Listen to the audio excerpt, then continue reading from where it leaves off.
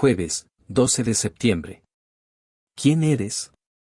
Bienvenidos a la lectura de la lección de Escuela Sabática número 11 y los comentarios del Espíritu de Profecía. Lee Marcos 14, 60 al 72. Compara cómo respondió Jesús ante los acontecimientos y cómo lo hizo Pedro. ¿Qué lecciones podemos aprender de las diferencias? Marcos 14, 60 al 72.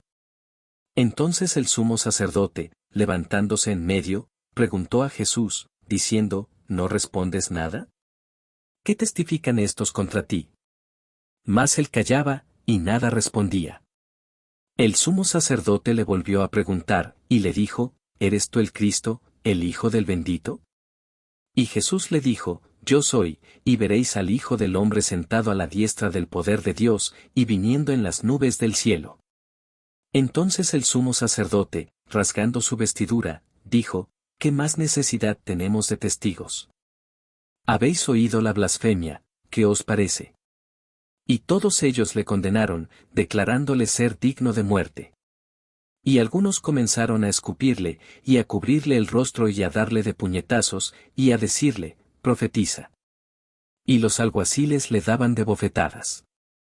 Estando Pedro abajo, en el patio, vino una de las criadas del sumo sacerdote, y cuando vio a Pedro que se calentaba, mirándole, dijo, Tú también estabas con Jesús el Nazareno.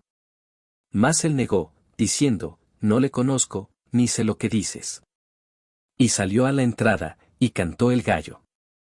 Y la criada, viéndole otra vez, comenzó a decir a los que estaban allí, Este es de ellos.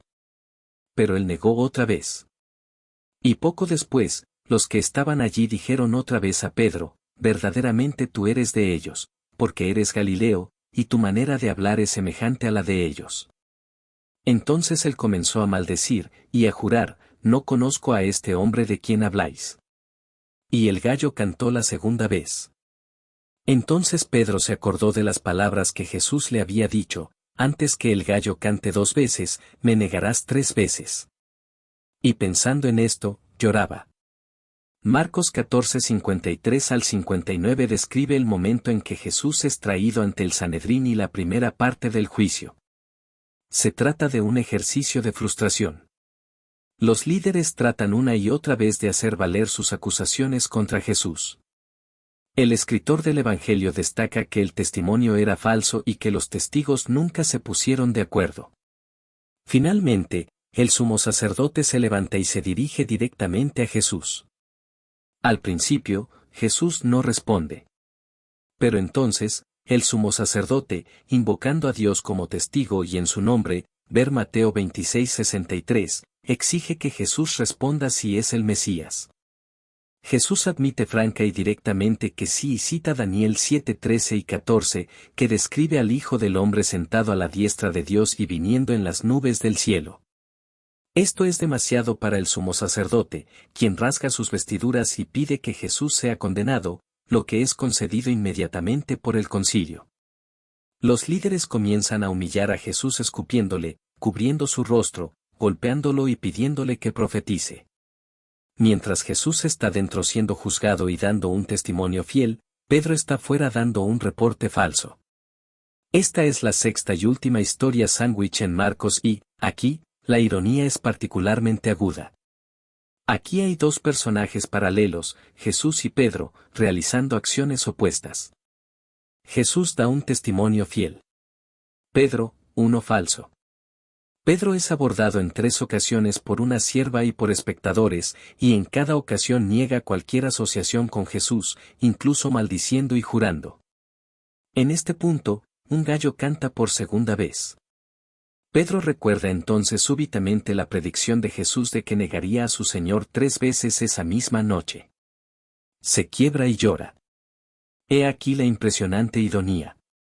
Cuando terminan de juzgar a Jesús, le cubren los ojos, lo golpean y le ordenan profetizar. La idea era burlarse de él pues no podía ver quién lo golpeó. Sin embargo, en el mismo momento en que ellos están haciendo esto, Pedro está negando a Jesús en el patio, cumpliendo así una de las predicciones de Jesús. En consecuencia, Pedro demuestra, al negar a Jesús, que éste es el Mesías.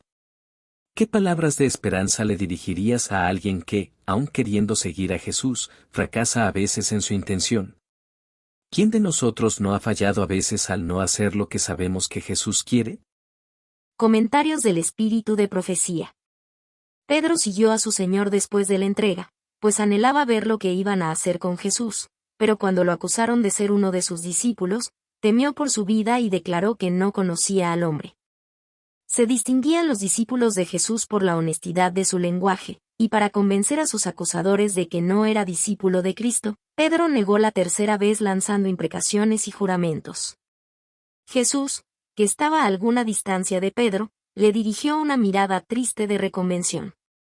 Entonces el discípulo se acordó de las palabras que le había dirigido Jesús en el cenáculo, y también recordó que él había contestado diciendo, «Aunque todos se escandalicen de ti, yo nunca me escandalizaré». Pedro acababa de negar a su Señor con imprecaciones y juramentos, pero aquella mirada de Jesús conmovió su corazón y lo salvó. Con amargas lágrimas se arrepintió de su grave pecado, se convirtió y estuvo entonces preparado para confirmar a sus hermanos. Primeros Escritos, páginas 169 y 170. Jesús se mantenía manso y humilde ante la enfurecida multitud que tan vilmente lo maltrataba. Le escupían en el rostro, aquel rostro del que algún día querrán ocultarse, y que ha de iluminar la ciudad de Dios con mayor refulgencia que el sol. Cristo no echó sobre sus verdugos ni una mirada de cólera. Cubriéndole la cabeza con una vestidura vieja, le vendaron los ojos y, abofeteándole, exclamaban, «Profetiza, ¿quién es el que te golpeó?». Los ángeles se conmovieron, hubieran libertado a Jesús en un momento, pero sus dirigentes los retuvieron. Primeros Escritos, página 170. Me alegro de que nuestros sentimientos no son evidencia de que no seamos hijos de Dios. El enemigo os tentará a pensar que habéis hecho cosas que os han separado de Dios, y que ya no os ama, pero nuestro Señor todavía nos ama, y esto podemos saberlo por las palabras que ha dejado escritas para casos como estos. Si alguno hubiere pecado, abogado tenemos para con el Padre, a Jesucristo el justo. Primera de Juan 2:1. Si confesamos nuestros pecados, Él es fiel y justo para perdonar nuestros pecados, y limpiarnos de toda maldad. Primera de Juan 1:9. Dios os ama, y el precioso Salvador, que se entregó por vosotros, no os rechazará porque sois tentados, y habéis vencido en vuestra debilidad. Sigue amándoos. Pedro negó a su Señor en la hora de la prueba, pero Jesús no dejó a su pobre discípulo. Aunque Pedro se odiaba a sí mismo, el Señor lo amaba, y después de su resurrección, lo llamó por su nombre, y le envió un amante mensaje. Oh, qué Salvador bondadoso, amante y compasivo tenemos nosotros. Y Él nos ama aunque erremos, a fin de conocerle, página 284. Él os ama, Él os cuida. Es una bendición para vosotros, y os dará su paz y su gracia. Os dice, tus pecados te son perdonados. Podéis estar deprimidos a causa de dolencias corporales, pero eso no es una evidencia de que el Señor no esté trabajando cada día por vosotros. Os perdonará con abundancia. Apropiaos de las abundantes promesas de Dios. Jesús es nuestro amigo constante y que no falla, y Él quiere que confiéis en Él. Apartad la vista de vosotros y mirad la perfección de Cristo, a fin de conocerle. Página 284. Te damos las gracias por acompañarnos en el estudio de la lección de este día. Esta es una producción del Ministerio Mensaje Adventista. Síguenos en nuestras redes sociales y comparte nuestras publicaciones para que el mensaje pueda llegar a más personas. Te deseamos un feliz día. Que Dios te bendiga.